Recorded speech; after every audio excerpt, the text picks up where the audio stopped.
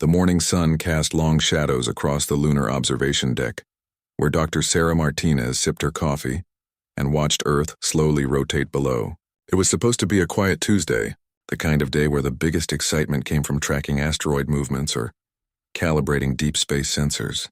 Sarah had no idea that in the next few hours, everything humanity thought they knew about their place in the universe would change forever. The first sign something was wrong came from the automated warning system. A sharp beeping sound echoed through the observation station, followed by a mechanical voice that made Sarah's blood run cold. Unknown objects detected. Multiple signatures. Distance outer solar system. Classification artificial. Sarah dropped her coffee cup. It shattered on the metal floor, but she didn't notice. Her fingers flew across the control panel, bringing up the deep space scanner display. What she saw made her heart pound like a drum in her chest. Dots, hundreds and hundreds of tiny dots appearing on the screen like raindrops on a windshield. But these weren't asteroids or space debris. The computer was reading energy signatures, artificial materials, and movement patterns that could only mean one thing: ships. More ships than humanity had ever built in their entire history. "Oh my God," Sarah whispered. Her hands shook as she activated the emergency communication system. "Control, this is Luna Station 7. We have a code black situation." "I repeat, code black," the response came immediately. "Luna 7, please confirm." "Did you say code black?" "Confirmed. We have multiple unknown vessels entering the solar system. Estimate, over 1,000 ships. They're big, really big." On Earth, Admiral Chen was in the middle of a boring budget meeting when the alert came through. She was a small woman with sharp eyes and gray hair pulled back in a tight bun. At 63 years old, she had spent most of her career preparing for wars that never came. Now, as she looked at the display screen showing the incoming fleet, she realized all that preparation was about to be tested. "How long do we have?" she asked the young officer who had burst into the meeting room. "Based on their current speed, approximately 6 hours until they reach Earth orbit, Admiral." 6 hours. Chen felt a strange calm settle over her. After decades of military service, she had learned that panic was a luxury she couldn't afford. "Send out the recall signal. I want every ship, every fighter, every piece of military hardware we have moving toward Earth within the hour. Admiral, our entire fleet is only 212 ships. The incoming force appears to be at least 5 times that size." Chen smiled grimly. "Then we'll have to be 5 times better, won't we?" Meanwhile, on the flagship of the approaching fleet, Admiral Vextar stood before a massive viewing screen showing the small blue planet ahead. He was tall and thin, with pale blue skin and 4 arms that moved in precise, calculated gestures. His species, the Zephyrians, had conquered 47 worlds in the past century. Earth would be number 48. "Status report," Vextar commanded in his native language, which sounded like wind chimes mixed with the hiss of escaping gas. "All ships in formation, Admiral. Energy shields at maximum. Weapon systems charged. The primitive inhabitants appear to be mobilizing their fleet." Vextar made a sound that was the Zephyrian equivalent of laughter. "How many ships do they have?" "Approximately 200, Admiral. All of inferior design and technology. 200. Vextar shook his head. "The species of Kepler 442b had 3,000 ships when we conquered them. These Earth creatures are even more pathetic than our intelligence suggested." The Zephyrian Empire had developed a very simple approach to conquest. They would arrive at a planet with overwhelming force, demonstrate their technological superiority, and demand surrender. Most species chose to submit rather than face complete destruction. Those that resisted usually lasted no more than a few hours. Earth, Vextar was certain, would follow the same pattern. As the alien fleet drew closer, humanity's response became more frantic. Space stations emptied as personnel evacuated to Earth or the underground bunkers on Mars. Civilian ships fled toward the outer planets. Military vessels converged on Earth like antibodies rushing to fight an infection. Captain Jake Morrison was 28 years old and had never seen real combat. He piloted a fighter called Ghost Protocol, a sleek black ship that was more engine than anything else. As he flew toward the rally point near Earth's moon, he tried to keep his hands steady on the controls. "All fighter squadrons, this is Admiral Chen. Form up behind the capital ships. We're going to make these bastards work for every inch." Jake had grown up reading stories about space battles and alien invasions. In those stories, humanity always found some clever way to win against impossible odds. Looking at the scanner display showing the massive enemy fleet, he wondered if real life would be as kind as fiction. The Zephyrian fleet dropped out of faster-than-light travel just outside Earth's orbit. The sight was both beautiful and terrifying. Massive ships shaped like silver crescents hung in space, their hulls gleaming with an inner light. Energy fields shimmered around them like soap bubbles made of electricity. They were clearly the product of a technology far beyond anything humanity possessed. On Earth, every television, radio, and internet feed carried the same image: the alien fleet hanging above their planet like a storm cloud of metal and energy. People gathered in the streets, in their homes, anywhere they could watch the sky. Some prayed, some cried, some simply stared in wonder at proof that humanity was not alone in the universe. Admiral Vextar activated the communication system that would broadcast his message to the entire planet below. He had given this speech 47 times before, and the words came easily.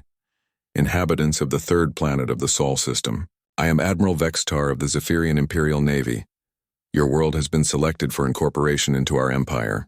You have one planetary rotation to consider our terms. Surrender unconditionally, and your species will be preserved as workers and servants.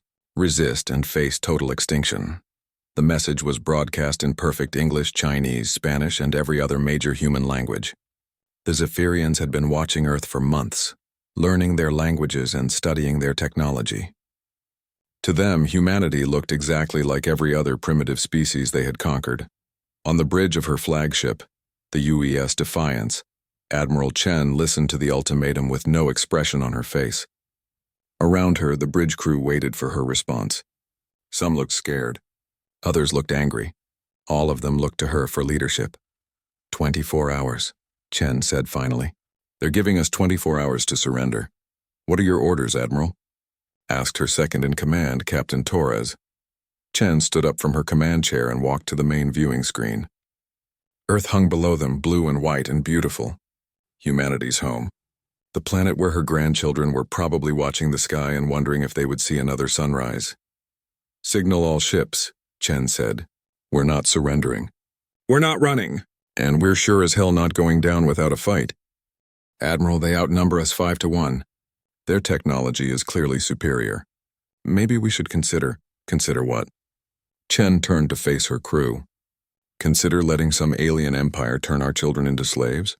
Consider giving up our freedom because the odds are bad? She shook her head. I've got news for these Zephyrian bastards. They picked the wrong species to mess with. As word of Admiral Chen's decision spread through the human fleet, something interesting happened. Instead of despair, a strange energy began to build among the crews. It wasn't confidence. They all knew they were probably going to die. It was something else. Something deeper. It was stubbornness. The same quality that had driven humanity from caves to cities, from sailing ships to starships. The refusal to give up, even when giving up was the smart thing to do. Jake Morrison felt it too as he checked his fighters' weapons systems. The plasma cannons were fully charged. The missile pods were loaded. The ship's AI was running perfectly. It wasn't much compared to the massive alien vessels, but it was his, and he was going to use it to show these invaders that humans didn't scare easily. All pilots, this is Squadron Leader Davis. Remember your training. Stay in formation. Watch each other's backs. And if you get a chance to take one of those alien ships with you, don't hesitate. The Zephyrian fleet began to move into attack formation. Their ships spread out across Earth's orbit like a net closing around the planet. Energy readings spiked as they powered up weapons that could probably crack a moon in half. Admiral Vextar studied the human fleet through his ship's sensors. 200 small ships arranged in a defensive formation. It was almost touching, really. Like watching children play with toy soldiers while real warriors approached. Shall we begin the attack, Admiral? Asked his weapons officer. Not yet. Let them consider our offer for a few more minutes. Perhaps they will see reason and surrender. But Vextar was wrong about one thing. The humans weren't considering surrender. They were considering something else entirely. Admiral Chen opened a secure channel to all ship commanders. Ladies and gentlemen, we all know how this is going to end. But before it does, I want these aliens to remember something. I want them to remember that when they came to Earth, they met something they weren't expecting. She paused, looking at the faces of her captains on the communication screen. They expected to find another primitive species that would roll over and play dead. Instead, they found humans. And humans don't quit. Humans don't surrender. And humans sure as hell don't go down without taking some bastards with them. A cheer went up from the bridge crews across the fleet. It wasn't the sound of people celebrating victory. It was the sound of people who had chosen to fight, win or lose. All ships prepare for battle.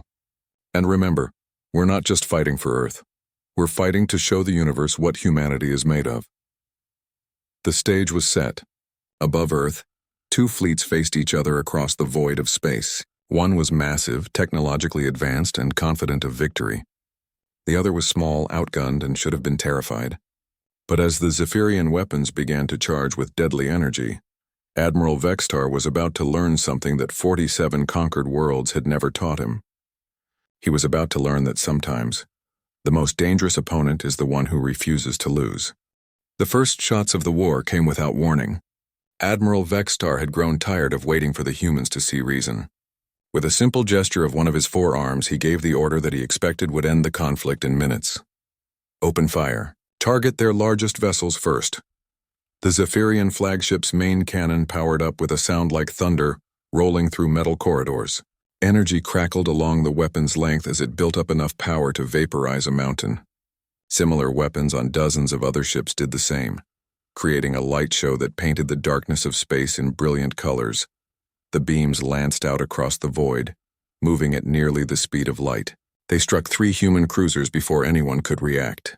The ships didn't just explode, they simply ceased to exist, turned into expanding clouds of glowing gas and twisted metal.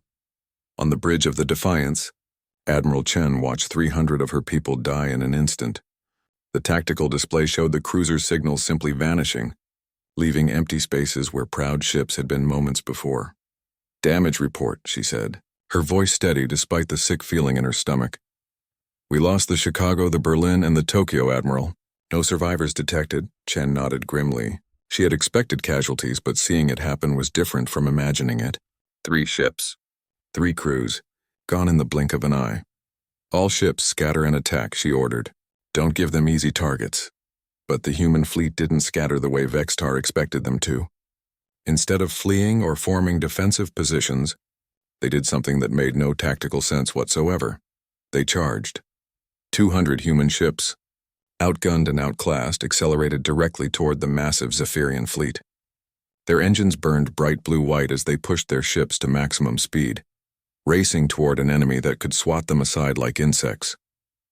"What are they doing?" asked Vextar's tactical officer, staring at the display in confusion. I don't understand, Admiral. Their formation makes no sense. They're flying directly into our firing solution." Vextar studied the human ships with growing bewilderment. In 47 previous conquests, he had seen species try many different tactics. Some built massive defensive fortifications. Others attempted to negotiate. A few tried to run, but none had ever simply charged headlong into a superior force. "Perhaps they're attempting some kind of suicide attack," suggested the weapons officer, "though I fail to see how such small ships could damage our shields. Continue firing. Destroy them before they can reach our formation." But the Zephyrians quickly discovered that hitting the human ships wasn't as easy as they had assumed. The smaller vessels were fast and maneuverable in ways that the massive alien ships weren't. They weaved between energy beams, rolled away from missile strikes, and used their size advantage to dart between the larger Zephyrian vessels. Leading the charge was Captain Jake Morrison in his fighter, Ghost Protocol. Jake had never been in real combat before today, but he flew like he had been born for it. His ship twisted and spun through space, dodging weapons fire that should have turned him into cosmic dust. "Come on, you alien bastards," Jake muttered as he lined up his targeting system on a Zephyrian destroyer. "Let's see how you like a taste of human hospitality." He fired everything he had. Plasma cannons, missile pods, even the ship's emergency flares. Anything that might scratch the paint on the alien vessel. Most of his shots splashed harmlessly against the energy shields, but a few got through, leaving dark scorch marks on the enemy hull. It wasn't much damage, but it was enough to get their attention. Suddenly, Jake found himself the target of every weapon on the Zephyrian ship. Energy beams crisscrossed the space around him as the aliens tried to swat the annoying little fighter. But Jake had learned to fly in the asteroid fields around Mars. where a moment's inattention meant becoming part of the landscape. Dodging alien weapons was just another day at the office. "Ghost protocol to all fighters," Jake called over the radio. "These guys shoot like stormtroopers. Keep moving and they can't hit us." Across the battlefield, other human pilots were discovering the same thing. The Zephyrian weapons were devastatingly powerful, but they were designed to fight other massive ships, not swarms of small, fast targets. It was like trying to kill flies with a sledgehammer. Admiral Vextar watched the tactical display with growing frustration. His ships had destroyed 12 more human vessels, but the rest were swarming through his formation like angry hornets. Worse, they were starting to target specific systems on his ships. "Admiral, they're attacking our sensor arrays and communication relays," reported the tactical officer. "They seem to know exactly where our weak points are." "How is that possible? Our ship designs are classified at the highest levels." What Vextar didn't know was that humanity had been watching and learning. For months, Earth's deep space telescopes had been studying the Zephyrian ships, analyzing their energy signatures and structural designs. Human engineers had identified vulnerabilities that the aliens didn't even know they had. Captain Maria Santos, commanding the destroyer Vengeance, led a coordinated attack on a Zephyrian battlecruiser. Her ship and 5 others focused their fire on a single point, the junction where the energy shields connected to the main power grid.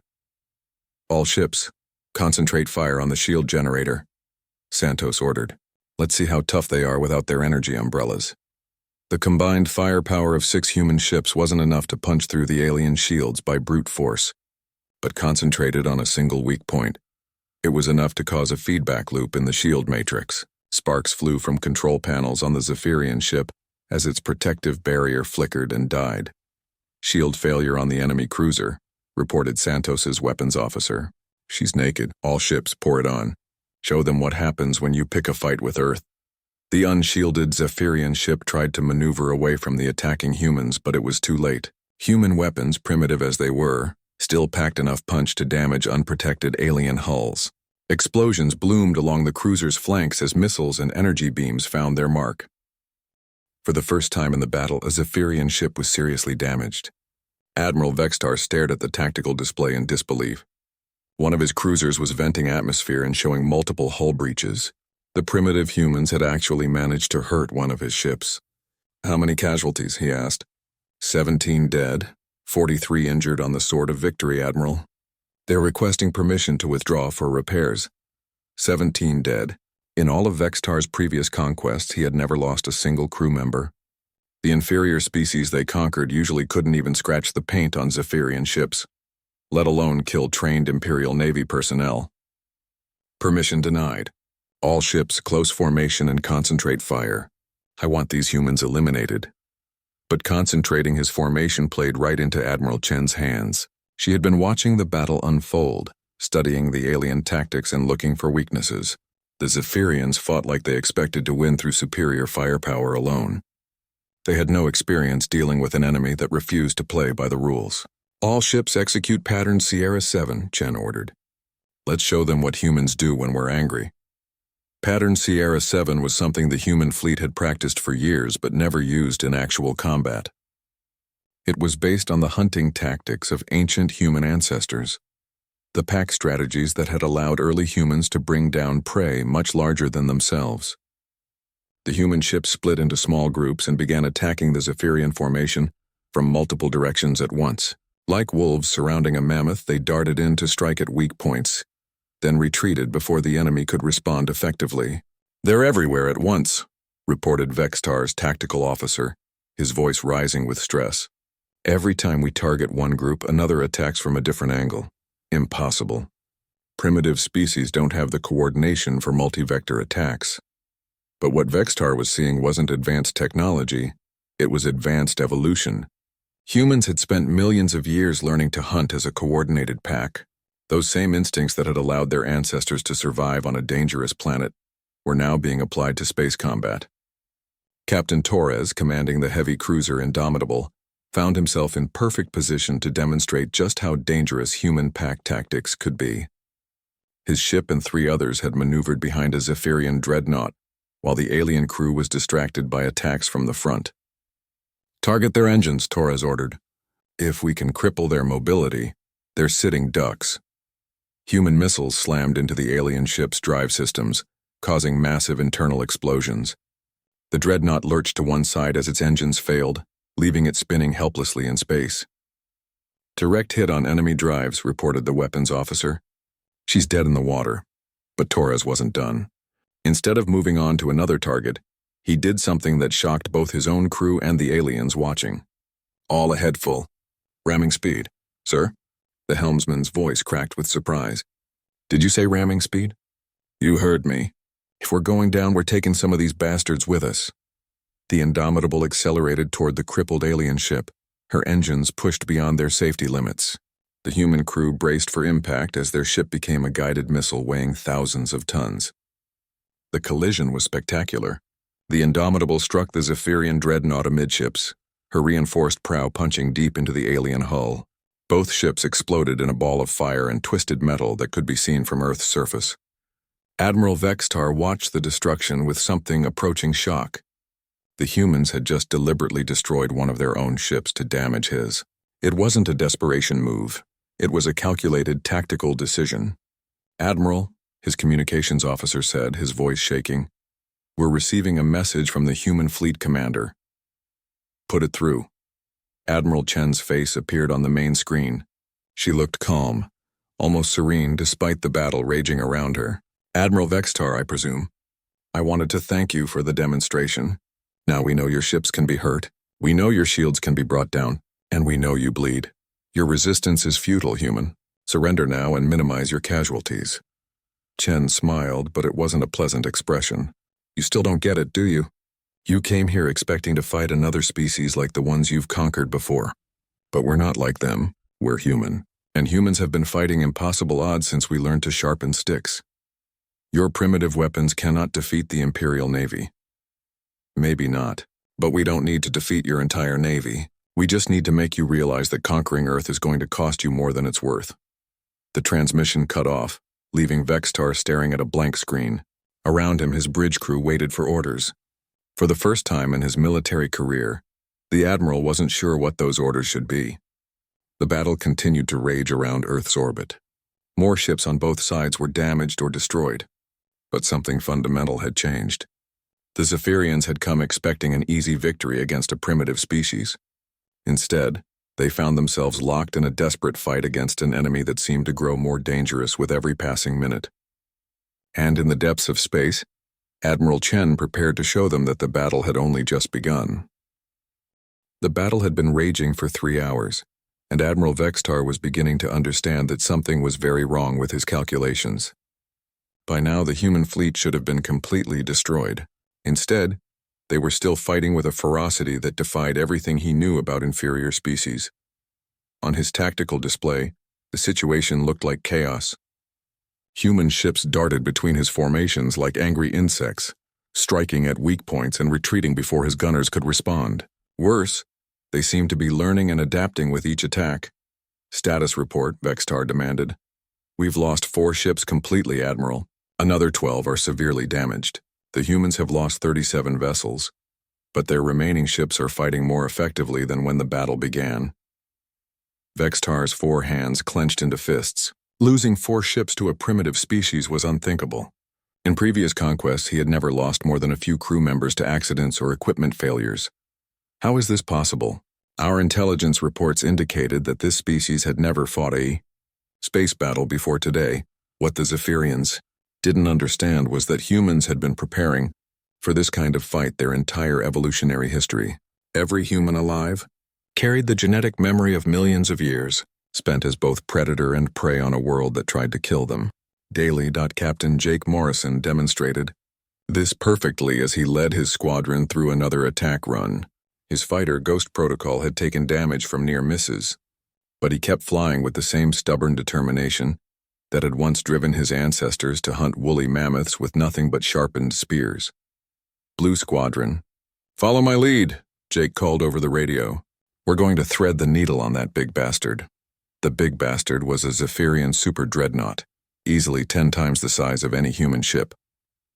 Its hull bristled with weapons and shield generators, making it look like a mobile fortress. Any sane pilot would have avoided it completely. Jake flew straight at it, His fighter screamed through space at maximum acceleration, dodging the massive energy beams that tried to swat him out of existence. Behind him, 11 other human pilots followed his insane flight path, trusting him to lead them through the deadly maze of alien weapons fire. At the last possible second, Jake rolled his fighter and dove beneath the super dreadnought's hull. The other fighters followed, skimming along the alien ship's underside where its weapons couldn't target them effectively. "Now!" Jake yelled. 12 fighters opened fire at point-blank range, their weapons focused on a single section of the enemy hull. The concentrated firepower punched through the armor plating, exposing the ship's internal structure to the vacuum of space. "Secondary explosions detected," reported one of the pilots. "We hit something important." The super dreadnought shuddered as internal systems failed. Emergency lights flickered along its hull as damage control teams rushed to contain the breach. It wasn't enough to destroy the massive ship, but it was enough to send a message. Humans could hurt anything if they were willing to get close enough and take enough risks. Admiral Chen watched the attack from her command ship with grim satisfaction. Her people were fighting better than she had dared to hope, but she knew they couldn't keep this up forever. The Zephyrians still had overwhelming numerical superiority, and human ships were being destroyed faster than they could inflict serious damage on the enemy. She needed something to tip the balance, something the aliens wouldn't expect. "Signal all ships," Chen ordered. "Execute Protocol Omega." Her tactical officer looked confused. "Admiral, Protocol Omega isn't a combat maneuver. It's a contingency plan for—" "I know exactly what it is," Chen interrupted. "Do it." Protocol Omega was humanity's last resort. It had been developed by military planners who understood that Earth might someday face an enemy too powerful to defeat through conventional means. The protocol involved activating every experimental weapon, every prototype system, and every classified technology that humanity had been developing in secret. Deep beneath the Earth's surface, automated systems began to wake up. Research facilities that had been dormant for decades suddenly came online. Scientists who had been told their projects were too dangerous or too expensive received emergency authorizations to deploy everything they had built. Dr. Elena Vasquez was one of those scientists. She had spent 15 years working on experimental weapons in an underground laboratory beneath the Sahara Desert. Her specialty was kinetic warfare, using simple physics to deliver devastating amounts of energy to a target. "All systems online," she reported to Admiral Chen via secure communication. "Railgun batteries are charged and ready." "What's your maximum effective range, Doctor?" "At full power, we can put a tungsten rod anywhere in near-Earth space. The projectiles will be moving at 12% the speed of light when they hit." Chen smiled for the first time since the battle began. "Target the largest enemy ship and fire when ready." The railgun installation was hidden beneath what looked like an ordinary sand dune.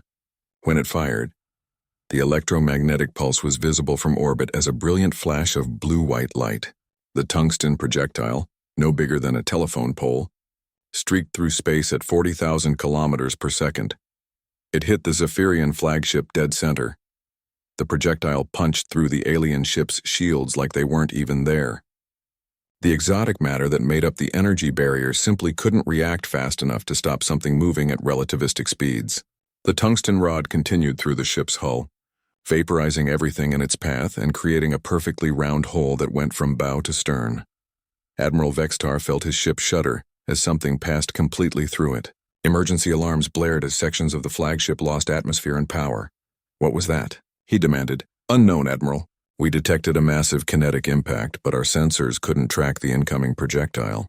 It was moving too fast." "Too fast? How fast?" "Approximately 12% light speed, Admiral." Vexitar stared at his tactical officer in disbelief. "That's impossible. No primitive species has that kind of technology." But even as he spoke, more flashes appeared on the planet's surface. More tungsten rods streaked through space, each one moving fast enough to punch through any known defense. The Zephyrian formation began to spread out as ships tried to avoid the devastating kinetic strikes. "They're firing projectiles at relativistic speeds," reported the science officer, his voice filled with something approaching awe. "The energy requirements for such weapons should be beyond their industrial capacity."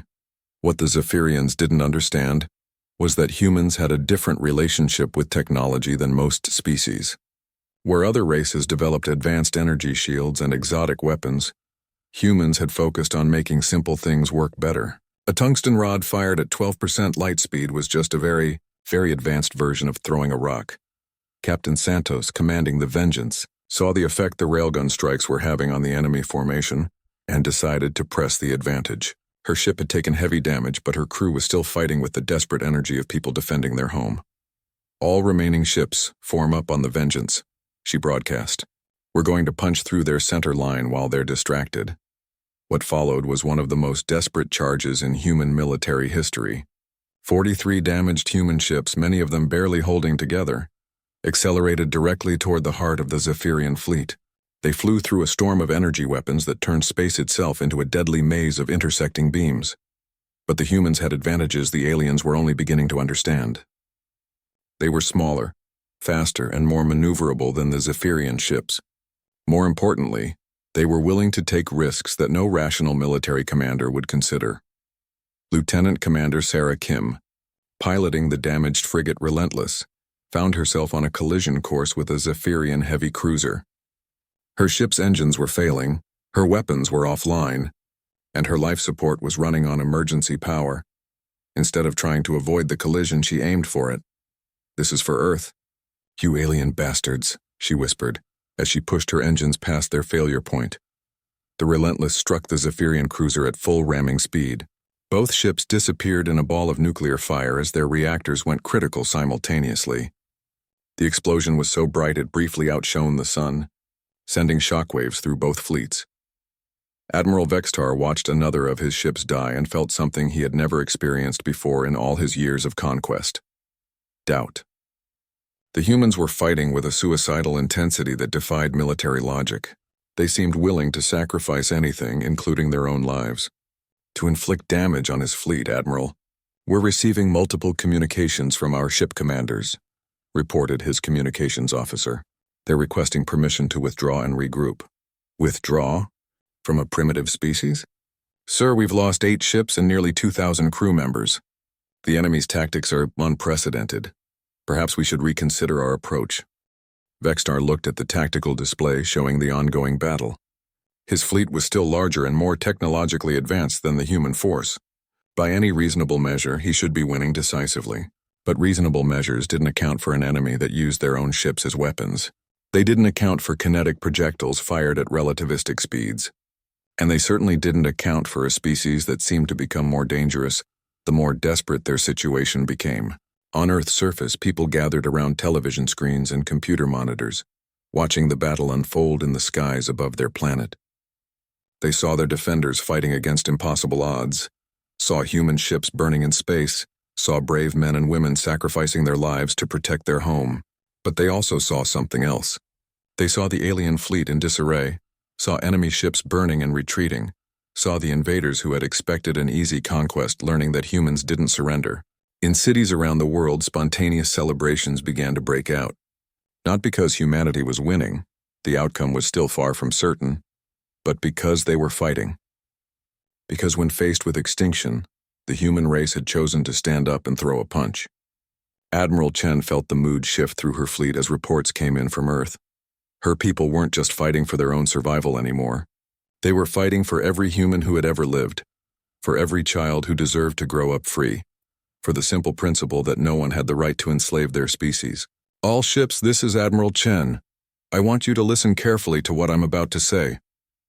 Her voice carried across the fleet, reaching every human pilot and crew member still fighting in the void. "These aliens came here thinking we were just another primitive species to be conquered.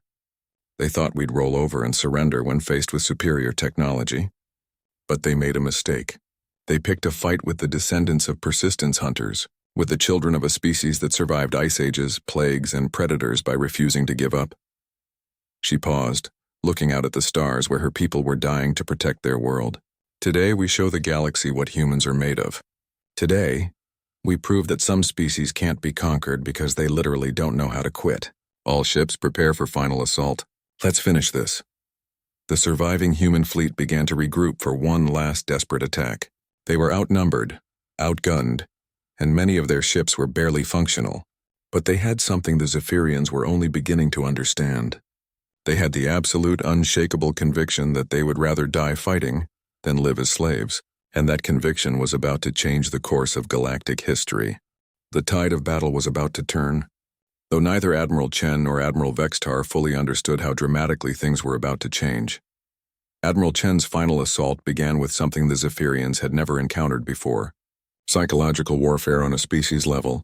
As the remaining human ships formed up for their attack, they began broadcasting something across all frequencies that made the alien crew stop and listen in confusion.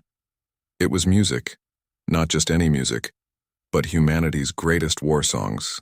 The battle hymn of the Republic mixed with "We Will Rock You," ancient Celtic battle chants blended with heavy metal anthems. The sound of a species that had been fighting for survival since they first learned to make fire. "What is that noise?" demanded one of Vextar's tactical officers. "It appears to be some form of audio transmission, Admiral. The humans are broadcasting it on all channels." Vextar listened to the strange sounds for a moment. To his ears, trained on the harmonious wind chime music of his own people, human war songs sounded like chaos given voice. But there was something unsettling about them. Something that spoke of a species that had turned conflict into an art form. "Jam their communications," he ordered. "We've tried, Admiral. They're broadcasting on so many frequencies simultaneously that we can't block them all." The music wasn't just for show.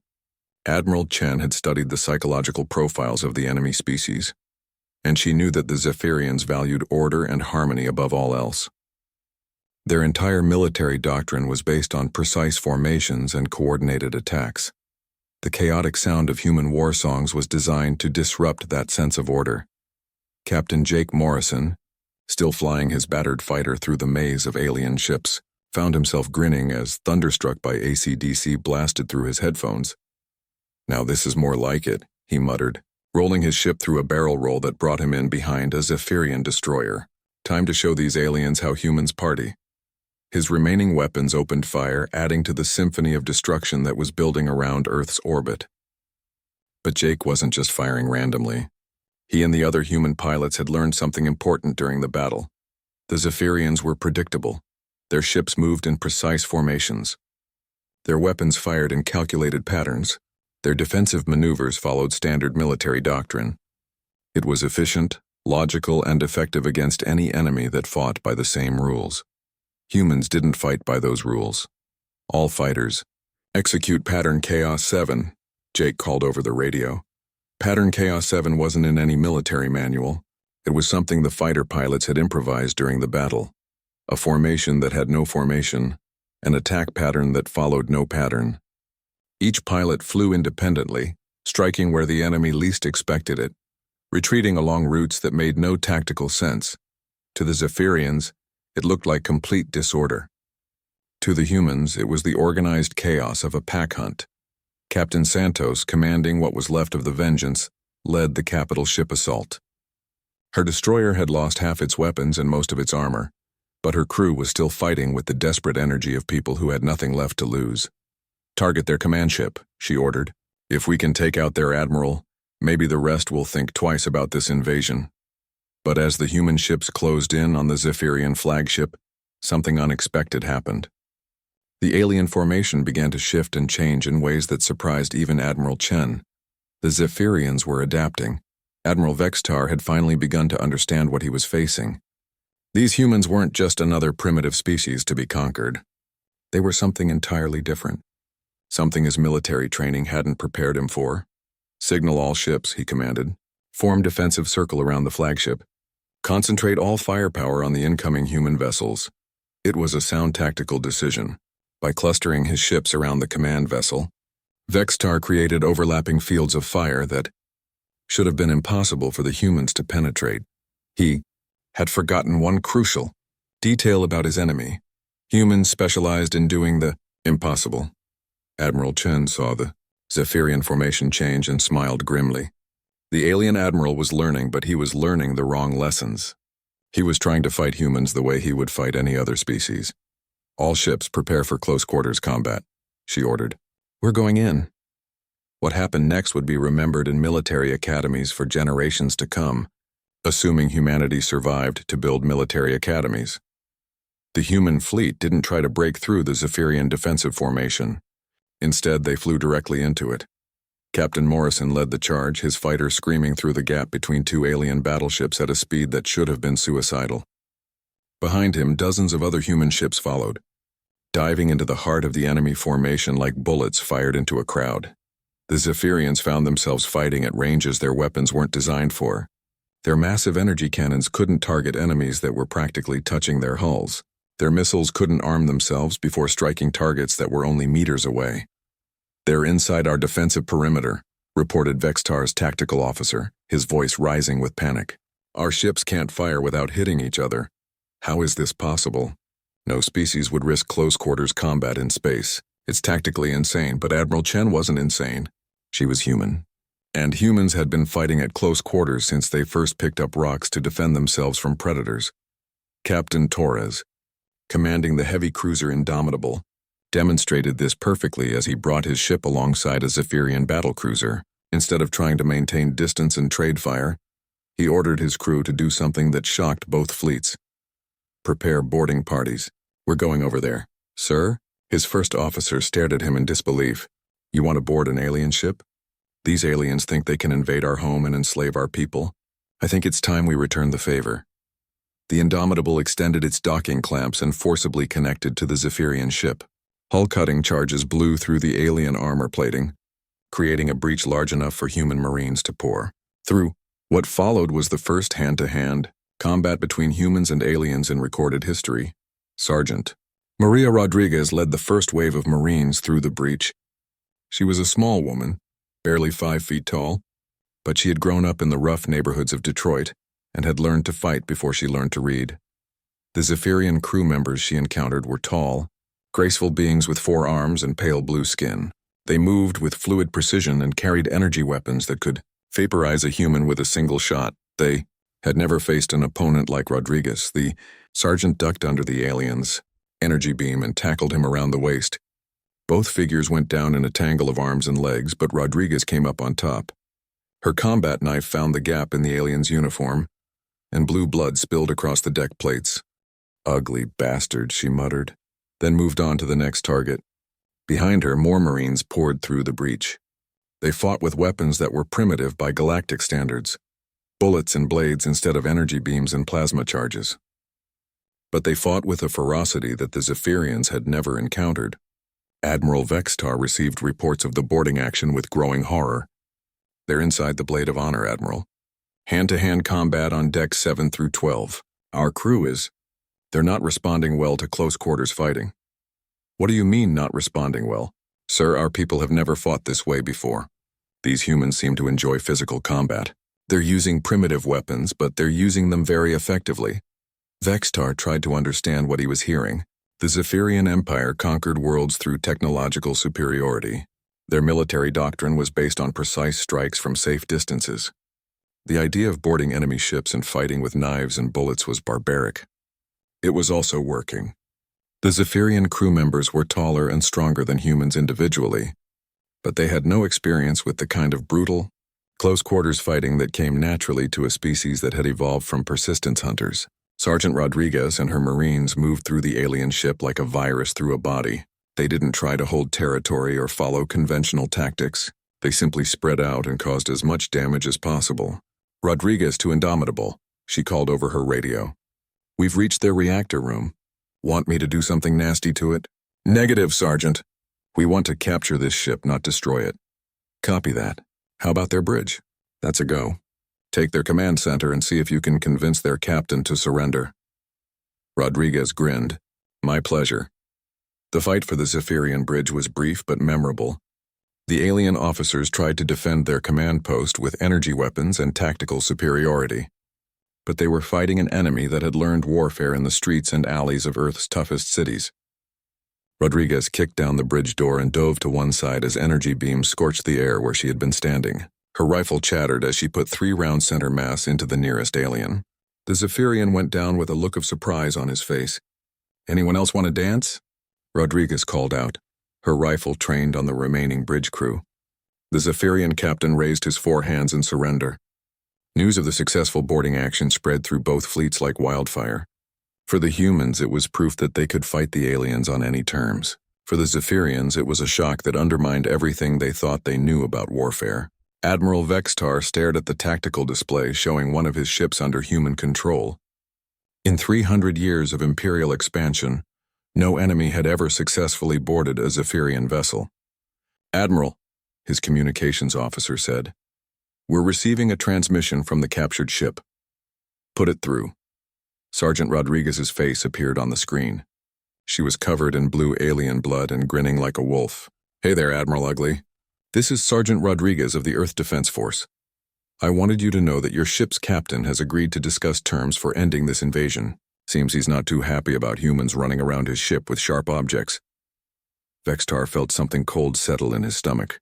"You will release my ship immediately, or I will destroy it with all hands aboard." "Go ahead," Rodriguez shrugged. "You'll be killing your own people along with mine. But that's your choice. We humans are used to dying for what we believe in." The transmission cut off, leaving Vextar staring at a blank screen. Around Earth's orbit, the battle continued. But something fundamental had changed.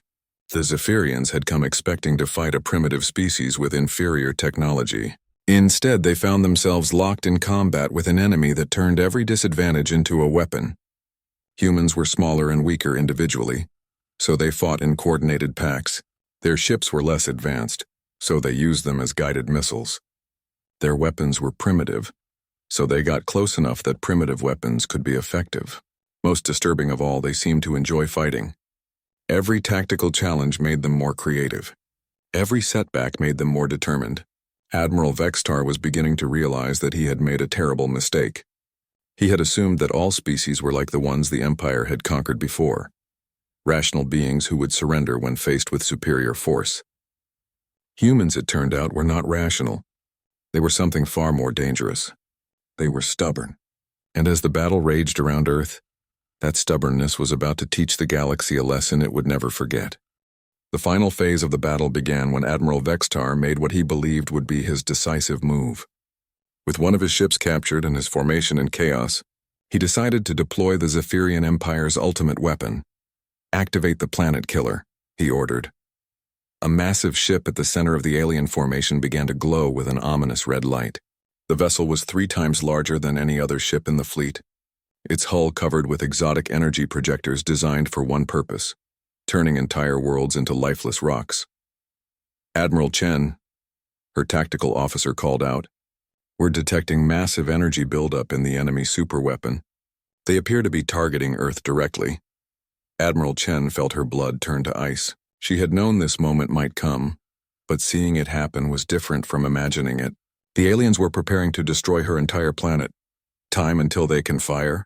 Estimate 12 minutes until the weapon reaches full charge. 12 minutes. Not enough time to evacuate Earth. Not enough time to mount a conventional attack on the massive ship. But maybe enough time for something completely insane. "Signal all remaining ships," Chen ordered. "We're going to ram that thing." Her bridge crew stared at her in shock. The planet killer was protected by the strongest shields in the Zephyrian fleet and surrounded by dozens of escort vessels. Any attack would be suicide. "Admiral," her first officer said carefully, "that ship is heavily defended. We'd never get close enough to cause significant damage." Chen smiled grimly. "Who said anything about getting close? We're going to use their own weapon against them." Her plan was so audacious that it took several minutes for her staff to understand what she was proposing. The planet killer's energy beam would need to pass through Earth's orbital space to reach the planet's surface. If they could position the right ship in the beam's path at the exact right moment. "You want to intercept their own weapon?" asked Captain Torres. "Not intercept, redirect. The Defiance has been taking a beating, but our deflector array is still functional. If we can position ourselves in the beam's path and angle our deflectors correctly, you'll turn their planet killer into the galaxy's largest mirror," Torres finished, understanding dawning in his voice. It was a plan that required perfect timing, incredible precision, and the kind of desperate courage that only humans seem to possess. Chen's ship would have to fly directly into a beam that could vaporize planets, hold position long enough to redirect the energy, and hope that their deflector array could handle forces that would tear apart most ships. "All ships, this is Admiral Chen. In 10 minutes, the enemy is going to fire a weapon capable of destroying Earth. We're going to stop them, but I won't lie to you about the odds. This is a one-way mission. She paused, looking around her bridge at the faces of her crew. They looked scared, but they also looked determined. Any crew member who wants to transfer to another ship has 5 minutes to do so. No questions asked, no shame involved. You signed up to defend Earth, not to fly into the mouth of hell. The bridge was silent for a long moment. Then her tactical officer spoke up. With respect, Admiral, where exactly would we transfer to? Every other ship in the fleet is just as likely to get blown up in the next few minutes. A chorus of agreement echoed around the bridge. Chen felt a surge of pride in her people. They were scared. Any sane person would be. But they weren't backing down. Meanwhile, Captain Jake Morrison was leading the remaining fighters in desperate attacks on the Planet Killer's escort ships. His Ghost protocol had been patched back together with spare parts and determination, but it was still flying. All fighters, concentrate on the destroyers around the big ship, Jake called over the radio. We need to clear a path for Admiral Chen. The fighter attack was a masterpiece of controlled chaos. Human pilots flew through formations that should have been impossible, dodging energy beams and missile barrages while pouring fire into the enemy escorts. They couldn't destroy the massive ships, but they could confuse them, damage their sensors, and draw their attention away from the Defiance. Lieutenant Sarah Kim, flying a replacement fighter after her ship was destroyed earlier in the battle, found herself in a head-to-head duel with a Zephyrian ace pilot. The alien's ship was faster and better armed, but Kim had something her opponent didn't expect. She was completely insane. Instead of trying to outmaneuver the enemy fighter, Kim flew straight at it in a game of chicken that would determine which pilot had stronger nerves. At the last possible second, the Zephyrian pilot broke off, giving Kim the opening she needed to put 3 missiles into his engine compartment. "Scratch one alien ace," she called out as the enemy fighter exploded.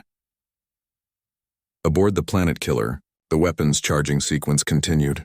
Exotic matter swirled through containment fields, building up the energy needed to crack a planet's crust.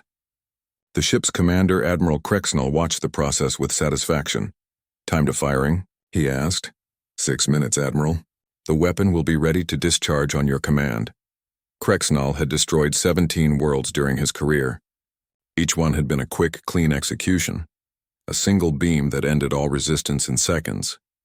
Earth would be no different, but as he watched the tactical display, something bothered him. The human fleet was still fighting, even though they knew their planet was about to be destroyed.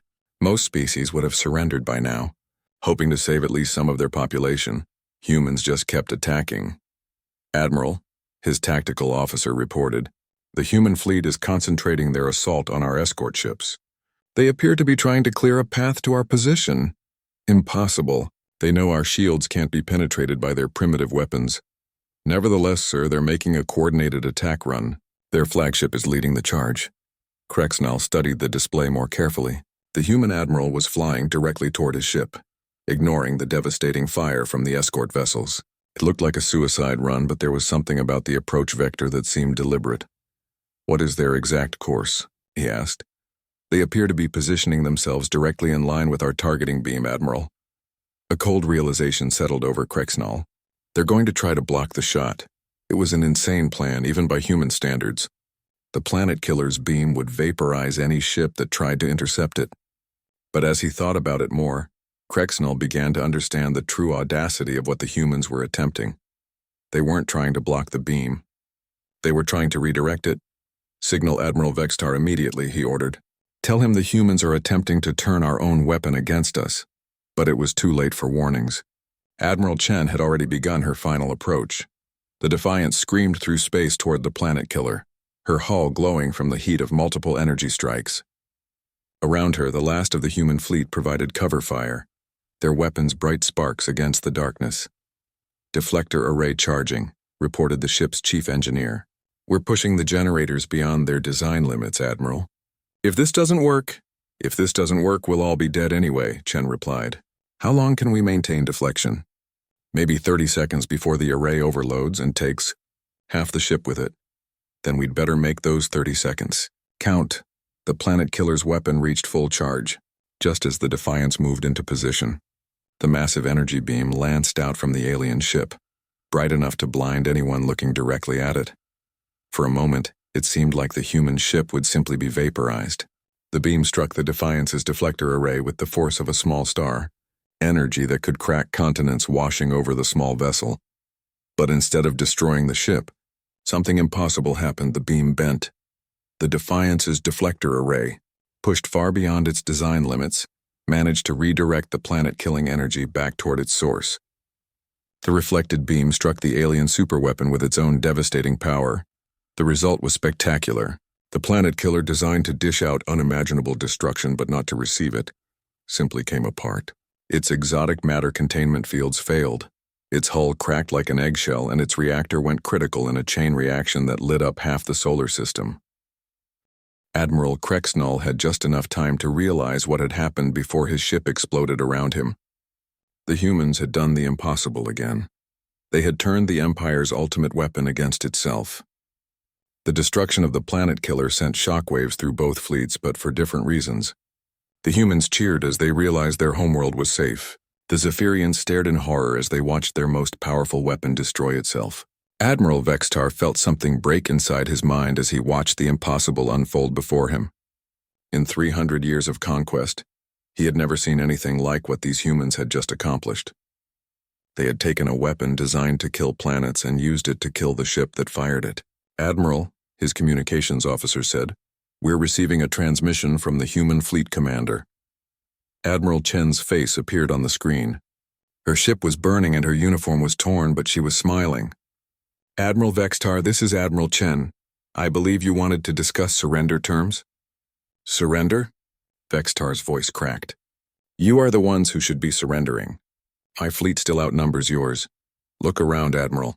Look at what we've done to your superior technology. Look at your burning ships, your captured vessels, your destroyed superweapon. Then ask yourself a simple question. Is conquering Earth really worth what it's going to cost you?" Vextar did look around. He saw the tactical display showing dozens of damaged ships, the reports of casualties mounting by the minute, the demoralized faces of his crew. For the first time in his career, he was losing. "We could destroy your entire fleet," he said, but even he could hear the uncertainty in his voice. "Maybe, probably. But how many more of your ships would we take with us? How many more of your people would die?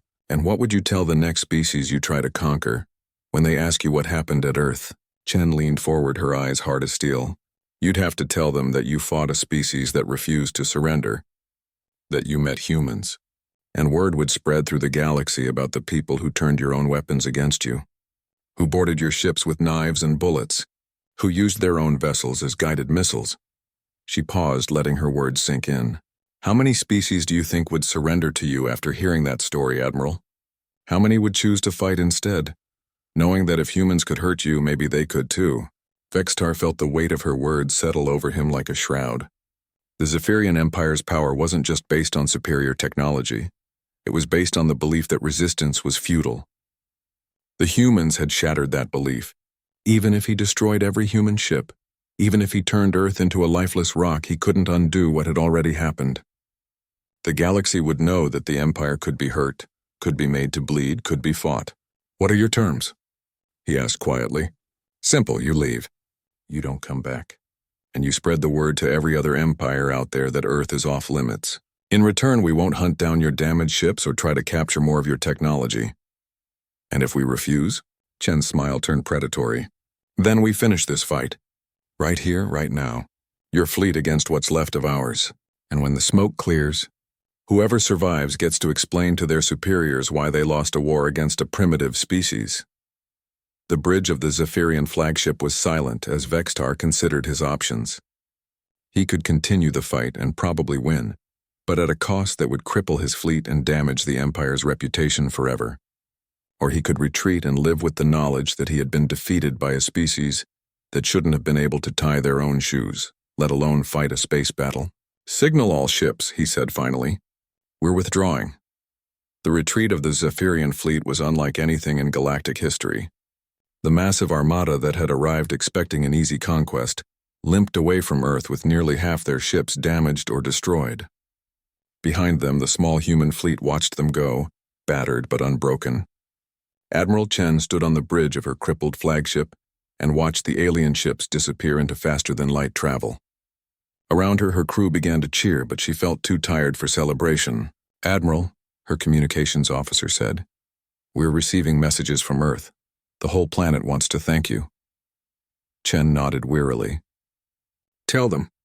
Tell them we just did our job. Nothing more, nothing less, but even as she said it, she knew that wasn't quite true. They had done something more than their job. They had announced humanity's presence to the galaxy in a way that would never be forgotten. Within days, news of the battle spread through interstellar communication networks. The story grew with each telling, but the core facts remained the same. A primitive species called humans had fought off the Zephyrian Empire's invasion fleet, turned their own weapons against them, and sent them running. For the first time in galactic history, a species had faced the Empire and won. Other civilizations that had submitted to Zephyrian rule began to whisper about rebellion. Species that had never fought back started to consider resistance. The Empire that had ruled through fear and superior technology suddenly found their authority questioned across dozens of worlds. And at the center of the solar system, on a small blue planet, humanity went back to their daily lives with the quiet satisfaction of a species that had proven they belonged among the stars. They had faced the galaxy's greatest empire and refused to bow. They had turned disadvantage into advantage, weakness into strength, and certain defeat into impossible victory. The galaxy now knew what humans were capable of when they were pushed into a corner. They were capable of anything.